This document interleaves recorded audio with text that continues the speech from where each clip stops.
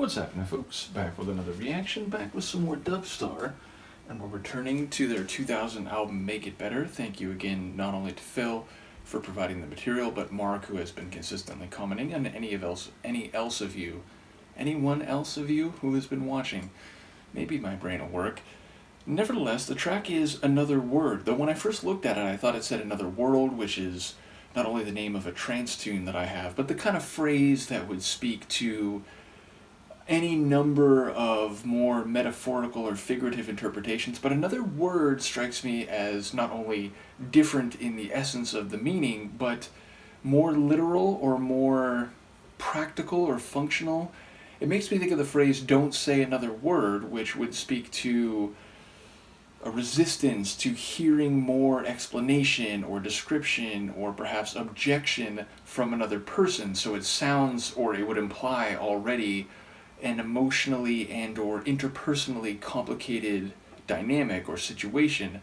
Now, it may not be part of that larger phrase, and it may speak to a desire to hear another word, another semantic depiction or articulation of something, some emotion, some activity that is requested or desired by another party. But yes, it's the type of phrase that I feel like, unlike Another World, sounds like it's more down to earth, if you will. Now, of course, I could be wrong about that, and I'll see what I can catch on a first listen. But this is, and I'll try to avoid rolling my chair onto Luca here behind me, this is Dubstar, Another Word, a track from their 2000 album Make It Better.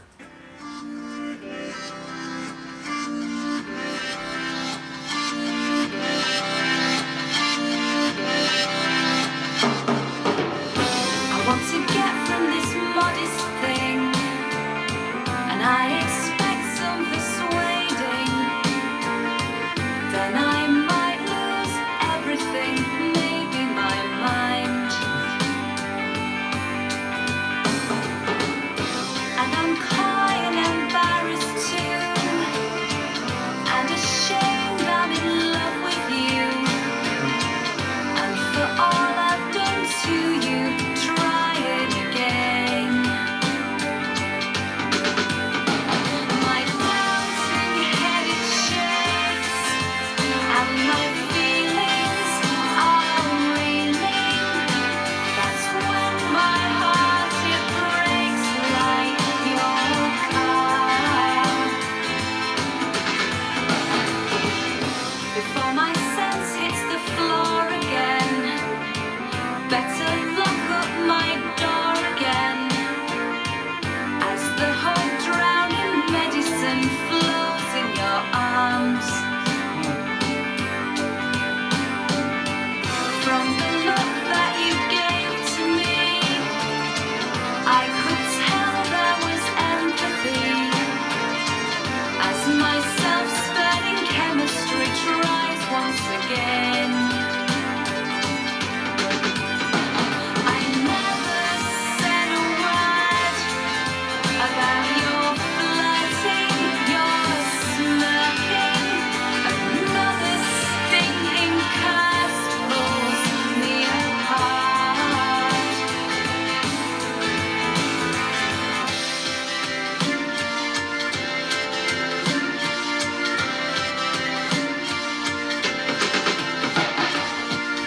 Behind the windows of my mind lurks a fear of womankind, 'cause I never got Valentine's just like all the rest. Just one more reminder of the liar I admire.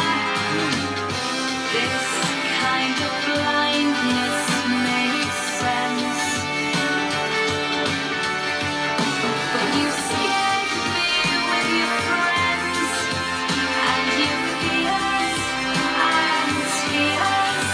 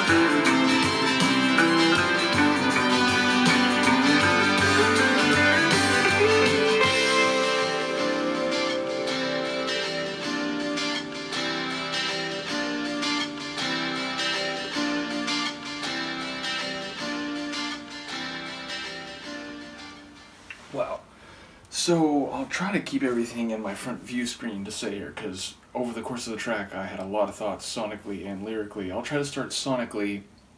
It seems true to form, another one that has this light and fuzzy type of feel in some respects, and seems, consonant, like warm sounding, although again, maybe like almost like overexposed, a bit like extra bright, which seems to fit with what I took from the lyrics in terms of being another one where it seems to blend emotionally complex or even pained type of lyrics with a sort of bright and happy sounding tune. But also there was a mixture of like true instrument sounds, including a very bluesy and energetic guitar riff which dominated the latter stages of the track, with very electronic sounds, especially that like fluttering, almost Vangelis type of synth riff. I think there was also like some organ sounds in there.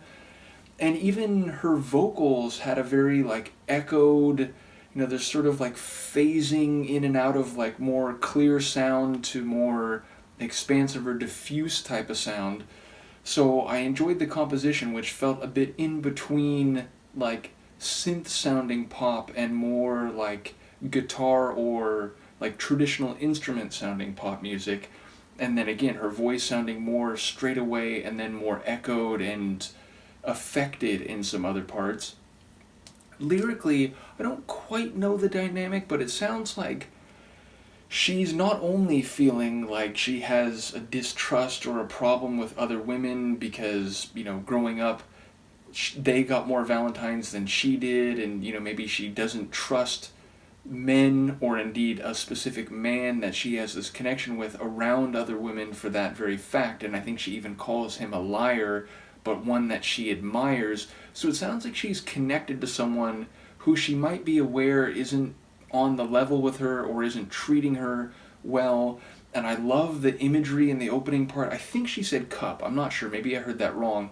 But the idea of like her emotions and her feeling having gravity, like falling and hitting the floor and breaking. So we have an image of, again, I think a mug or a cup, but at least some sort of like domestic visuals, but as representative of her feelings and her emotions and her state of mind relative to this other person. So it feels like they're lyrics that sort of function visually, but also conceptually at the same time. And yeah, it sounds like she's not in a great place. She doesn't know where she stands. She thinks maybe, she's giving more than she's getting in return.